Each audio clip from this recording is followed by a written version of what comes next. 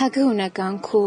isheen mararsiifadhu baay'ees jaalladhu isheen ani yeroo hundumaa yaadu garummoo an argu kanan hin dandeenye narraa fagaattee jirtu haadha jechuun bifa kamiinuu kan bakka namaaf hin buunedha ofii beeloftee kan ijoollee ishee nyaachistu daartee kan qullaa isaanii dhoksitu haati ofii gammachuu ofiiti yoo dirqamtee mana jireenyaa dhabde bineensatti firoomtee dhala isheef gaaddisoomti. Akana madu ejiru kalkarbane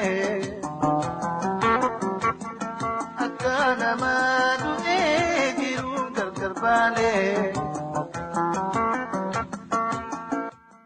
Ulfina namummaa isheetii gadi buustee daandii gubbaa teessee ijaaf harraba namaa riibama hambaa namaas ta'u kan argattee fuutee ijoollee ishee nyaachisti qorraan of gubaa marrummaan hidhattee jireenya ijoollee isheetti gammaddi osoo lubbuun filannoon nama keessaa fuudhamatee dhala ishee hunda dursitee lubbuu ishee laatti haa ta'u malee gidiraa jechaa dandeessee sodaa halkanii roqoma bineensatti kan firoomtuuf dhala isheef jecha maarree kunuu lubbuu kennuu waliin caalu jireenya gaarii jiraachuu kan jibbuun jiru garuu kan yeroon namaa laatte immoo dirqama jiraatu wanti hanga har'aatti aan deebiin arganne haadha harka miila godhattee dugdatti daa'ima baachaa lafa foqoqtuun akka waan isheen qofaa fiddee sila maaltu akka huuciin daanqoo yaasisiin jedhanii madeessanii bira darbu ta'us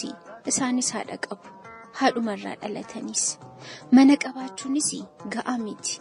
manni qofti lubbuun tursu kadhaa akka koosoo namatti hadhaa'u marxoon fuula marattee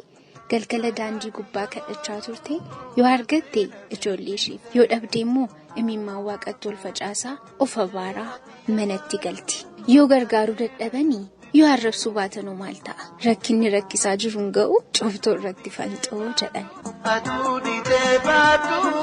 anaaf lallafaate kan hunda hongootee arrasiirree haftee.